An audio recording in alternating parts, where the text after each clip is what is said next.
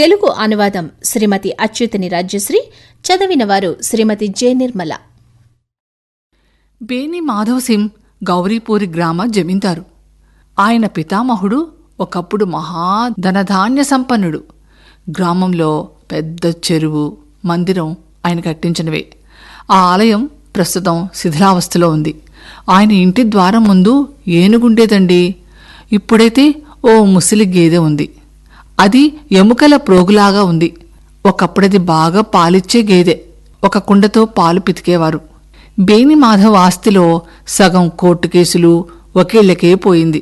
ప్రస్తుతం అతని ఏడాది ఆదాయం కేవలం 1000 రూపాయలు మాత్రమే. ఆయనకి 2 కొడుకులు. పెద్దవాడు శ్రీకంఠసింహ్ BA పాస్ అయ్యాడు. ఒక ఆఫీసులో పనిచేస్తున్నాడు. రెండోవాడు లాల్ బిహారీ సింహ్ దిట్టంగా పుష్టిగా ఉంటాడు. పొద్దునే లేస్తూనే 2 సేర్ల తాజా గేదె పాలు తాగేస్తాడు. శ్రీకంఠ అతనికి పూర్తిగా వ్యతిరేకం. సన్నగా, బలహీనంగా ఉంటాడు. ఆయుర్వేద వైద్యంపై నమ్మకం.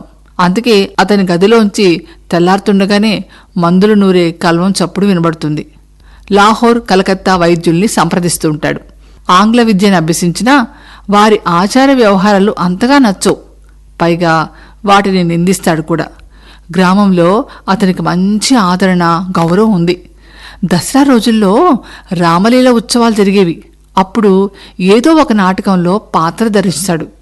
గౌరీపూర్లో రామలీలను ప్రవేశపెట్టింది కూడా శ్రీకంఠే.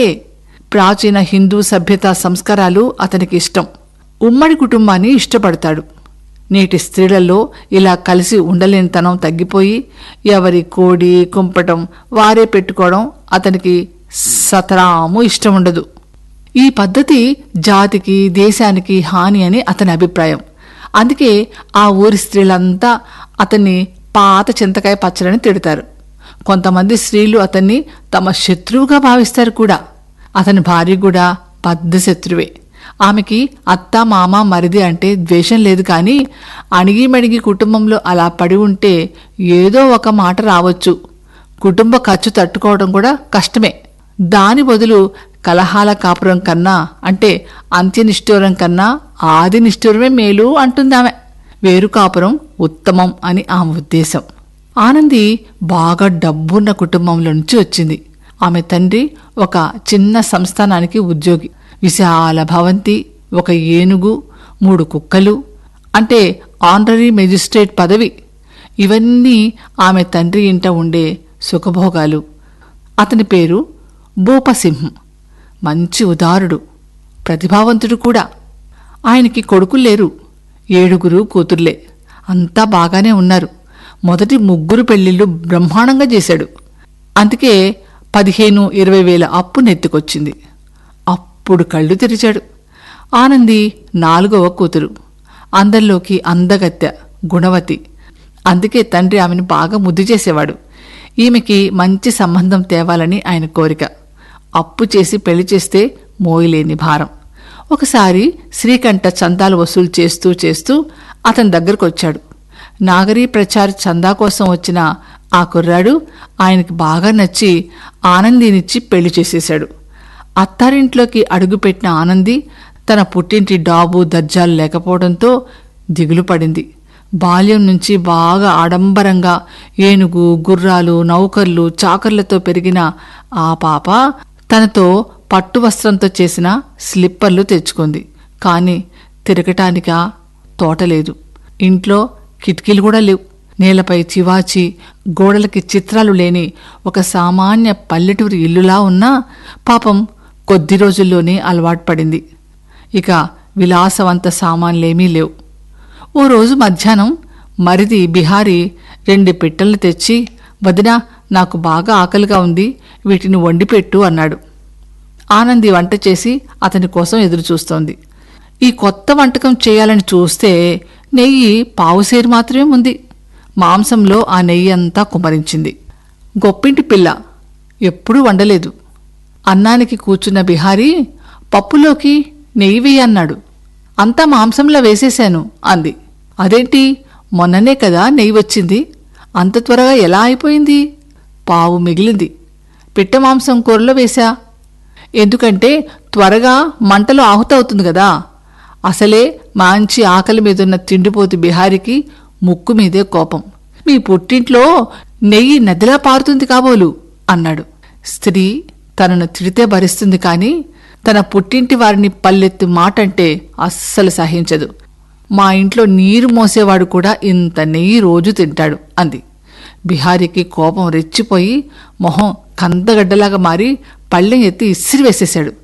జాగ్రత్త, నాలుక పట్టి లాగుతాను అన్నాడు. మీ ఆవిడ ఇంట్లో ఉంటే తెలిసేది అంది ఆనంది. అసలే దుడుకు, పెద్దగా చదువుకొని బిహారీ ఉడుక్కున్నాడు. అతని భార్య చిన్న సైజు జమీందార్ బిడ్డైనా అతని తిట్లు తన్నులు భరిస్తుంది పాపం. అంతే, తోక తొక్కిన తాచులా అతను వదినపై పావుకోడు విసిరాడు. నీకంత గర్వం అహంకారం పనికిరాదు అన్నాడు. ఆనంది ఆ పావుకోడు నుంచి తప్పించుకుంది, తలకు దెబ్బ తగలకుండా. కాని చేతివేలికి బాగా గాయమైంది. కోపంతో గాలికి ఊగే ఆకులాగా వణుకుతూ తన గదిలోకి వెళ్లి నిల్చుంది. స్త్రీకి బలం, సాహసం, మాన మర్యాద అంతా భర్తనే. తన భర్త పురుషత్వం, బలంపై ఉన్న నమ్మకంతో గర్వంగా మసులుతుంది స్త్రీ. ఆనంది బాధ, రోషం, కోపంతో ఏడుస్తోంది. శ్రీకంఠ శనివారం ఇంటికొస్తుంటాడు. బృహస్పతి వారం నాడు ఈ సంఘటన జరిగింది. 2 రోజులు కోపంగా మసిలింది ఆనంది. తిండి తిప్పలు మానేసి భర్త కోసం ఎదురుచూస్తోంది. శనివారం సంధ్యా సమయంలో ఇల్లు చేరిన శ్రీకంఠ బయటే కూర్చుని లోకాభిరామాయణంతో కాలక్షేపం చేసి రాత్రి 10 దాటాక లోపలికొచ్చాడు. గ్రామంలోని పురుషులంతా రాజకీయాలు, వార్డు వ్యవహారాలు, కేసులు ఇలా అన్నీ తనివి తీరా మాట్లాడి గాని ఇంట్లోకి పోరు. ఆ 2-3 గంటలు నిప్పుల మీద నిచ్చున్నట్టే అనిపించింది ఆనందికి. భోజన సమయం అయింది. బిహారీ ప్రారంభించాడు. అన్నా, మీ ఆవిడిని కాస్త నోరు అదుపులో పెట్టుకోమను. అప్పుడు బేని మాధవ్ అన్నాడు. అవును, కోడళ్ళు మగాడి మాటకి ఎదురు చెప్పడం మంచిది కాదు అన్నాడు. ఆమె గొప్పింటి బిడ్డ. బిహారీ మాటకు ఏమైందిరా బిహారీ అని శ్రీకంఠ అడిగాడు. ఆమె పుట్టింటి వారి ముందు మనం చీమల్లా కనబడుతున్నాం. మనల్ని హీనంగా తిరస్కరిస్తోంది మీ ఆవిడ. శ్రీకంఠ భోజనం అయినాక భార్య దగ్గరికెళ్ళాడు. ఆమె చాలా కోపంగా ఉంది. ఏంటి, ఇంట్లో ఏదో ఉపద్రవం కలిగిస్తున్నావట? అంతే, భర్త ప్రశ్నకు రెచ్చిపోయింది. ఏం చెప్పేది, నా కర్మ. ఆ బుద్ధారావం మీ తమ్ముడు కనీసం చప్రాసి ఉద్యోగం కూడా దొరకని అతడు నా మీద పావుకోడు విసిరాడు. అవునా? అవును అని అసలు విషయం అంతా వివరించింది. మొన్న మీ తమ్ముడు మాంసం వండమంటే పావుసేరి నెయ్యి అందులో కుమ్మరించాను. పప్పు అన్నంలో నెయ్యి లేదు అన్నానని మా ఇంటి వారిని తిట్టాడు. మా పుట్టింట్లో నీళ్లు మోసేవాడు కూడా నెయ్యి తింటారు అనేటప్పటికి రోషం ముంచుకొచ్చి పావుకోడి విసిరాడు. నా చేత్తో ఆపకపోయి ఉంటే నా తల పగిలేది. వాడిని అడగండి, నిజమో అబద్ధమో. శ్రీకంఠ కళ్ళు ఎర్రబారాయి. వెధవకి ఇంత సాహసమా? ఆనంది పెద్దగా ఏడవడం మొదలుపెట్టింది. ఏడవటం స్త్రీ స్వభావం కదా. శ్రీకంఠేమో ధైర్యం, శాంతగుణం కలవాడు. ఎప్పుడో ఒక్కోసారి మాత్రమే కోపం వస్తుంది అతనికి. ఆడదాని ఏడ్పు, కన్నీరు మగాడి క్రోధాన్ని ఎగదోసే నూనె లాంటిది. రాత్రంతా అతను నిద్ర పట్టకుండా అటూ ఇటూ పొర్లుతూనే ఉన్నాడు. తెల్లారుతూనే తండ్రి దగ్గరికెళ్ళాడు. ఎప్పుడూ తన మిత్రులతో, తల్లిదండ్రులతో వాదించరాదు అని చెప్పిన శ్రీకంఠ తన స్వవిషయంలో ఎదిరించాలని నిర్ణయించుకున్నాడు. ఇతరులకి ఉపదేశించడం సులువు. నాన్న, మేమింక వేరింటి కాపురం పెడతాం. మా వల్ల కాదు ఇక్కడ ఉండడం అన్నాడు. అదేంట్రా? బేనిమాధవ్ ఉలిక్కిపడ్డాడు. ఏం, ఎందుకని?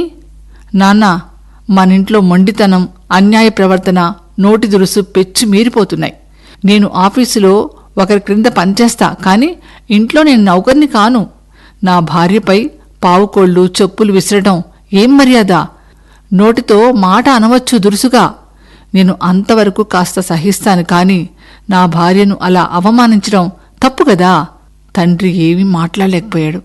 శ్రీకంఠ తండ్రిని గౌరవించే వ్యక్తిని ఆయనకు తెలుసు. నాయనా, నీవు ఇంత తెలివిగలవాడివి. స్త్రీల వల్లే కొంప నాశనం అవుతుంది.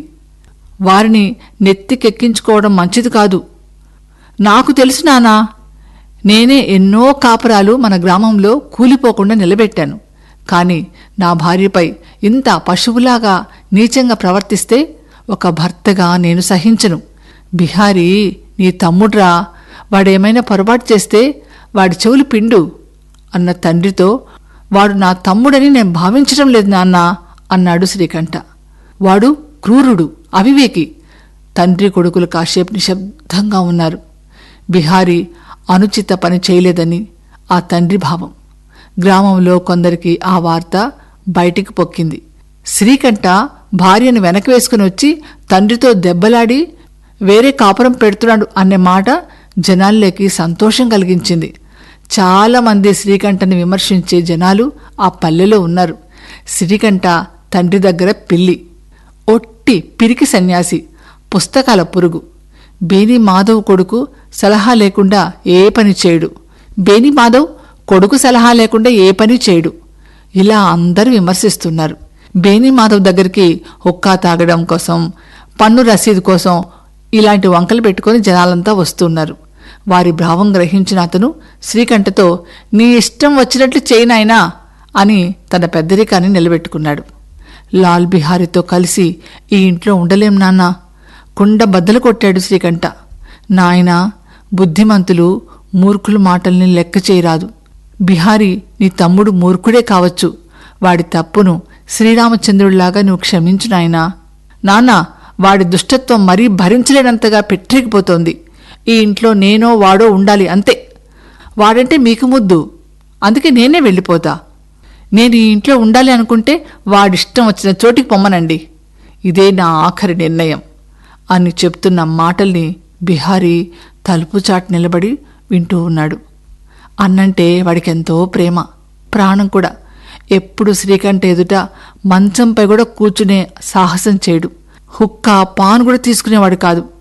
తండ్రికి కూడా అంత గౌరవ మర్యాదలు ఇవ్వని బిహారీ పశ్చాత్తాపడుతున్నాడు.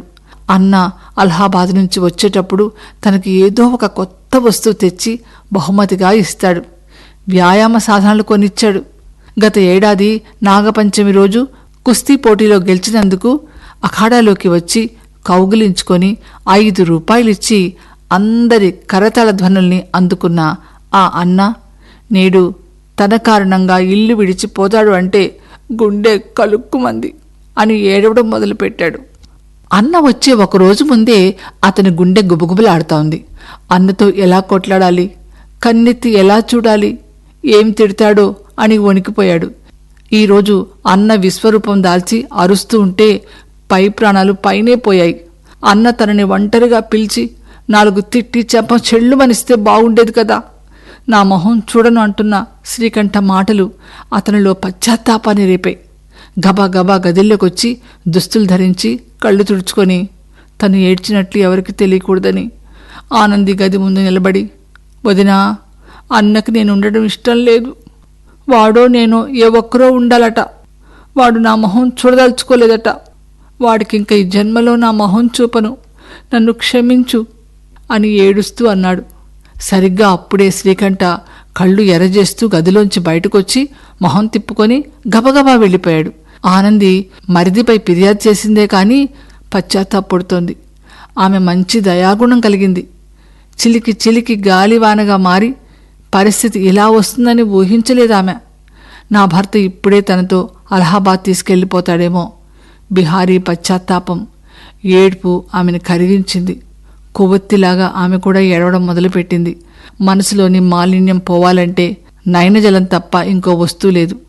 ఏమండి, బిహారీ బయట నించుని బాగా ఏడుస్తున్నాడండి మొగుడితో అంది. నన్నేం చేయమంటావు? శ్రీకంఠం ప్రశ్నించాడు. లోపలికి పిలవండి. నా దరిద్రపు నోరు వల్లనే ఇంత భోగోతం జరిగింది. నేను చచ్చినా పిలవను. వాడి మొండి మొహం చూడను. పశ్చాత్తాపడుతున్నాడండి. ఎక్కడికి పోతాడో ఏమిటో. వదినా, అన్నకి నా వందనాలు చెప్పు. వాడు నా మొహం చూడడు. నేను పోతున్నా. మళ్ళీ వచ్చి ద్వారం దగ్గర నిలబడి బిహారీ అనగానే ఆనంది గదిలోంచి బయటకు వచ్చి అతని చేతిని గట్టిగా పట్టుకుంది. నన్ను వెళ్ళని వదినా. కన్నీరు మున్నీరు కారుస్తున్నాడు. ఎక్కడికి వెళ్తావు బిహారీ? ఎవరూ నా మొహం చూడలేని ప్రాంతానికి వదినా. నిన్ను వెళ్ళనివ్వనయ్యా. మీతో కలిసి ఉండే యోగ్యత నాకు లేదు వదినా. బిహారీ, నా మీద ఒట్టు, ఒక్క అడుగు ముందుకు వెయ్యొద్దు ఆజ్ఞాపించింది వదిన ఆనంది. మనిద్దరి మనసుల్లో కుళ్ళు కపటం లేవు. వింటున్న శ్రీకంఠ గుండె కరిగిపోయింది. గది బయటకొచ్చి తమ్ముణ్ణి గాఢంగా కౌగిలించుకున్నాడు. ఇద్దరు గుండె లవిసేలా, హృదయ భారం తీరేలా బిగ్గరగా ఏడ్చారు. అన్నా, నా మొహం చూడను అని ఎప్పుడు అనొద్దు నువ్వు. ఇంకెప్పుడు ఆ అవసరం, ఆ ఛాన్స్ రాదు బిహారీ. బయటనుంచి వస్తున్న బేనీ మాధవ్ ఇద్దరు అన్నదమ్ముల్ని చూసి పులకించిపోయాడు. గొప్పింటి ఆడపిల్ల చెడిపోయే పనిని తిరిగి బాగుచేస్తుంది అన్నాడు. ఊరి వారంతా కూడా ఆనందిని మరి గొప్పింటి పిల్ల కాబట్టే అంత పెద్ద మనసు, ఉదారం, జాలి చూపించింది అనుకున్నారు. ఇంతవరకు మీరు ప్రేమ్చంద్ కథావళి పుస్తక పఠనంలో ఈ వారం కథ గొప్పింటి పిల్ల విన్నారు. రచన శ్రీ మున్షీ ప్రేమ్చంద్, తెలుగు అనువాదం శ్రీమతి అచ్యుతని రాజ్యశ్రీ, చదివినవారు శ్రీమతి